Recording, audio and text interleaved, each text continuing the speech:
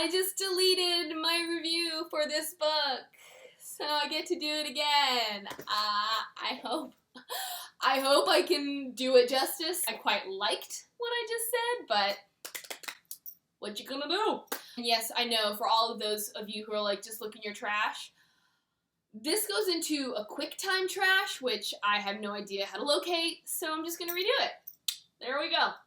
Today I'm talking about Colleen Oakes' book, Blood of Wonderland, which is the second in her Queen of Hearts trilogy. If you have seen any of my other reviews, I did review her Wendy Darling series, and similarly, I started not at the beginning. That one I started at the end because I received a free arc from NetGalley. Unlike that one, in which she did a pretty good job at keeping me in the loop. But I definitely felt like I was missing something.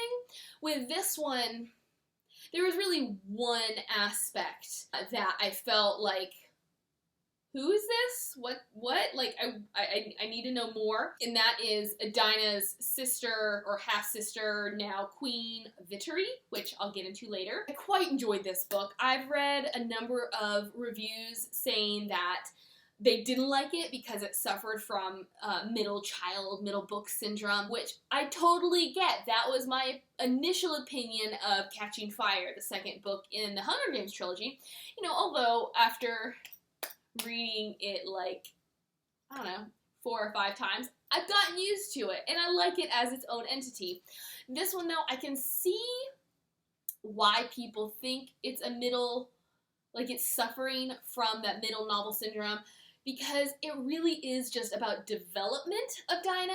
There's not a whole lot going on. There really are only 2 settings. The antagonist is not actively present, and for some that can just read as dull.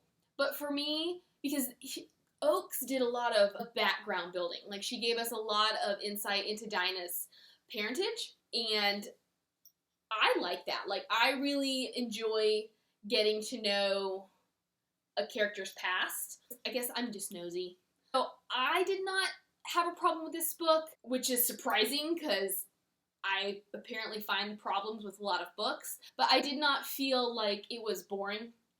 There are always moments in a book that will be underwhelming, but I found myself wanting more, not ready to put the book down. Let's get on with it. The novel starts with Dinah escaping into the Twisted Woods. So I guess something had happened. As I said, I have not read the first book. I have not read the third book. I've only got this one. But what I can tell is Dinah has escaped from her father, who, not a good dude. So she's escaped from him. She's in the Twisted Woods with his prized horn hoof Morte, who is like, I guess, a super horse with horned hooves. Like, he's a massive beast that's like bred for battle. Don't know how she got her hands on him, but he along with a knapsack, or some kind of bag full of supplies, it was given to her by some unknown entity. She's in the woods, and very quickly she discovers, and excuse me, I giggle every time I think or say this because it's kind of absurd. She finds a valley of heads, like gigantic boulder-sized heads made out of, I think, bronze. I don't know why there's a valley of heads. I don't know who put that kind of effort into it. I don't know the purpose, but there's a valley of heads. She's walking around, and she notices that she kind of recognized some of these heads. One is her dad, one is her mom. There's a couple that used to be Yurkai chiefs. While she's there, she's very angry, and she's just angry with her father. She's angry with her situation, and so she takes it out on a tree. She takes her sword to a tree. The noise attracts this massive white bear. It's kind of like a mythological creature in their world. She defeats it with the help of Morte, and they are on their way. She then discovers that her father's soldiers, which we all know in Alice in Wonderland, we have the cards, any deck of cards. We have 4 types: the diamonds, the hearts, the spades, and the clubs. These are his soldiers. there is a hierarchy with the hearts, I guess, being the creme de la creme, and then the spades are kind of like the dregs of society. The guys who are in jail, the people, I guess, paying off debts, they're the ones that are treated the worst, the ones that they're not allowed to have families, they have a lot of limitations to them. I don't know which cards he's bringing with him because I don't really know what purpose each kind of suit uses, but she discovers that they are not far behind her, and she is ready to go down fighting until a mysterious voice basically says, don't do it, and instructs her on how to hide, and so she's able to escape. Then she wakes up to find that the Spades head tracker has found her, and his name is Sir Goran. And he has a vendetta against the king because the king, in his youth, before he was king, had led a group of soldiers, and they had ended up plundering Sir Goran's village and killing a number of people, including his wife and daughter. So from then on, he had set out to kill every member of that regiment, and the only person left is the king.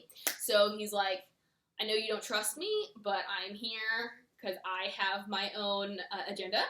And so he kind of starts her on the process of learning how to fight.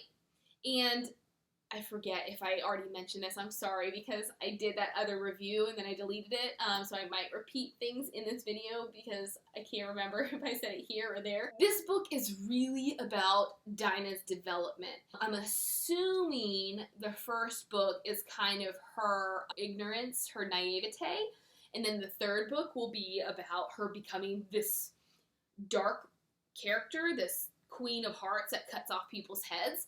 So this middle book really serves to develop her, to take her from one extreme to the other. I can't quite remember, like, I don't know if Sir Goran's whole goal was to get them to the Uruk-hai, which are the enemies of Dinah and her father, who they're like a Native American tribe, which this is another thing people seem to have problems with. They think it's a very stereotypical representation of Native Americans. I just say, what's the problem? And you may hate that. That's okay. Sometimes we just like certain types of peoples, and you know, we think that would well represent what we're trying to go for in our story. For whatever reason, whether it's because they got chased to the Uruk-hai or that was Sir Goran's ultimate goal, they end up in the Uruk-hai property, land. And it's kind of funky when they end up there because it's very Alice in Wonderland-y, where there's the giant mushrooms and they're like eating stuff, and it's kind of an LCD state. Which shouldn't be surprising because that's basically Alice in Wonderland in a nutshell.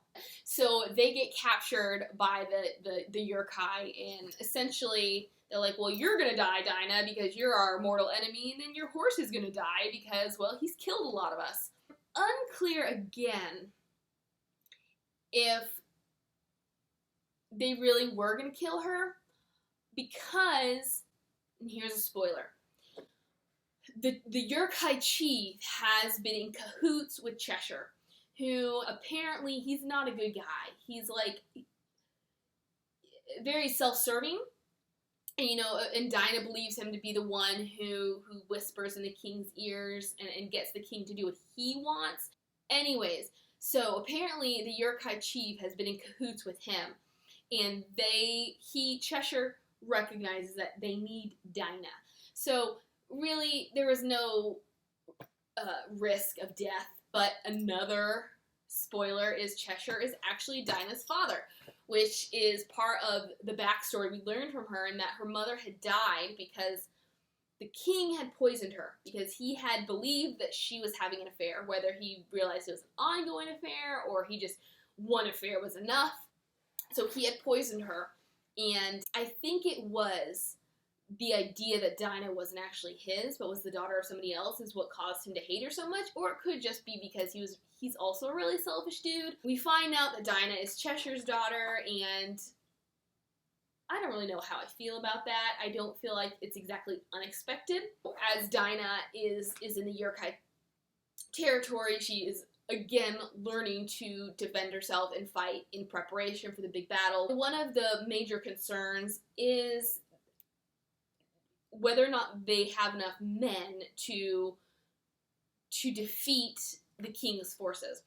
You know, they say one yokai is, I think, worth 5 of the cards, but still, the more the merrier, right? And then one day, Wardley, who is Dinah's love interest, shows up with all these rogue cards. The whole novel, we are concerned for Wardley because he had helped Dinah escape. And in the process, I guess she injured him to detract suspicion from his role in her escape.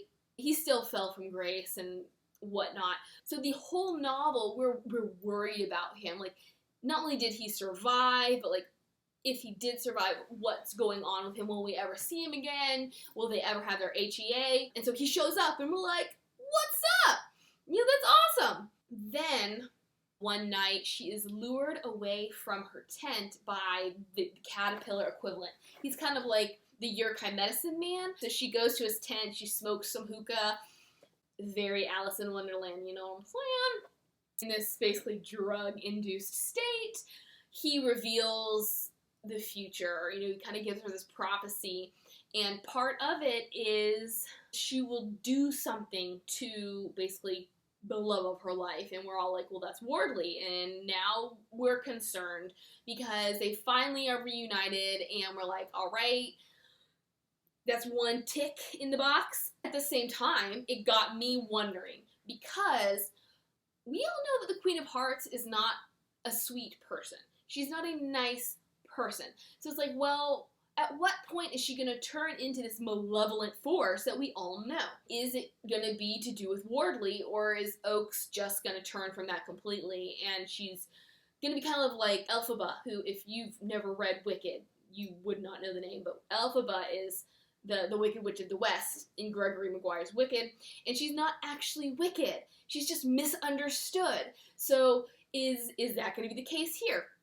I don't know. Honestly, this whole scene with the caterpillar, it's a little far out for me. I didn't really enjoy it because I just thought it was too weird. The whole thing is to foreshadow, although she doesn't remember any of it when she leaves. That happens, she comes back to her tent, and then sometime later she and Wardley are out in the woods hunting or scouting or doing something, and she decides to make her move. Well, it didn't quite go as planned, because she realizes quickly he doesn't want to kiss her.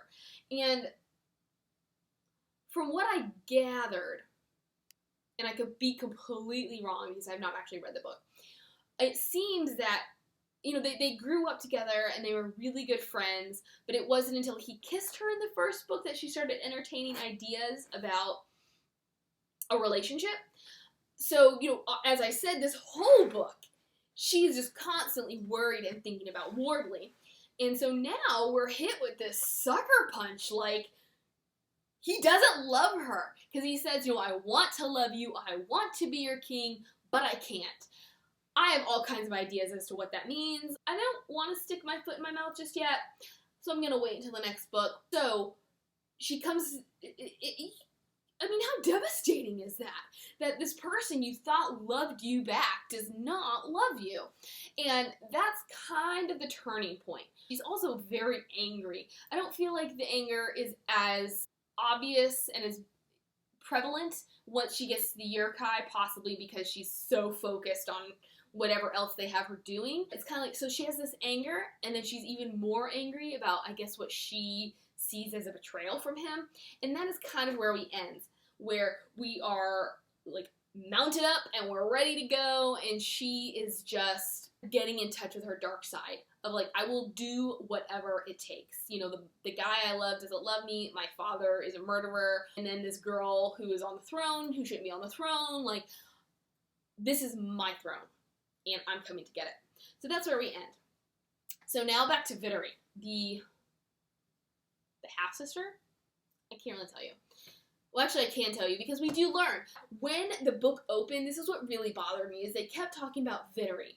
And Vittery being the half-sister, but Vittery being the queen. And I was like, first she's the queen, and then it's revealed she's the half-sister, so I'm like, is this a little bit incest? We learn that Vittery is not actually Dinah's sister, which solved a lot of problems for me, a lot of questions, because I've been under the understanding that, well, she'd had one brother that the king had murdered, but I was like, she doesn't have a sister, so how in the world could her sister be queen? Neither here nor there. We learn that the king had wanted somebody he could pass off as his daughter, because Dinah looks nothing like him. So he's like, I gotta find someone who looks like me, who I can say is my daughter, and pass her off and get her on the throne, because she will do what I want. And that, in the sense, is Vittery. That was the one thing that eventually got explained, and I think providing the backstory as to how she was brought into the kingdom, onto the throne, I think that really helped to clear up some issues. But yes, Vittery, I was just like, who is Vittery? This book, as I said, I really enjoyed. It was one that I could not put down. Obviously, a lot of people had issues with it, but that's the beauty of reading, isn't it? That we all can have our opinions. As long as I don't read those opinions before I read the book, then I won't have an issue, because they won't color my judgment. I hope you enjoyed this one.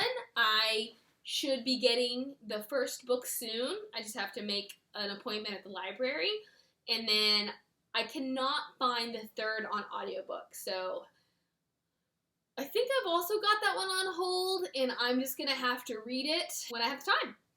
I'll see you mañana, or not mañana, because that's tomorrow, but tootsies.